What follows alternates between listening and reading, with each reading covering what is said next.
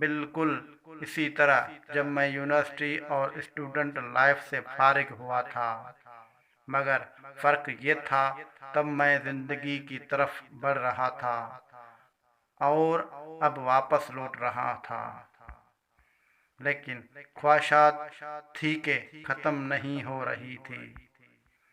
پھر میں نے خواہش کی کہ قرآن مجید حفظ کروں، لیکن میرے قوت حافظ جواب دے چکی تھی۔ پھر میں نے خواہش کی اللہ کے لیے روزے رکھوں، مگر صحت ساتھ چھوڑ چکی تھی۔ پھر میں نے خواہش کی رات اٹھ کر تہجد پڑھوں، مگر میرے کمزور پاؤں میرے جسم کا بوجھ اٹھانے سے انکار تھی۔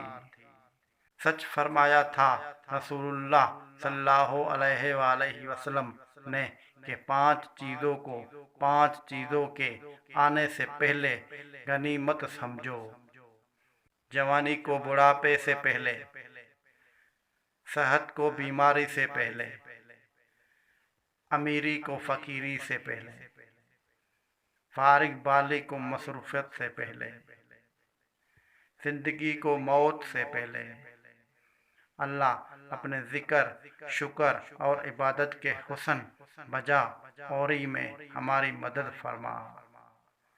اے میرے مسلمان بھائی اور بہن، اگر آپ کے روزانہ کے شیڈول میں چاشت کے 2 رکعت، قرآن مجید کا کوئی رکوع، رات کے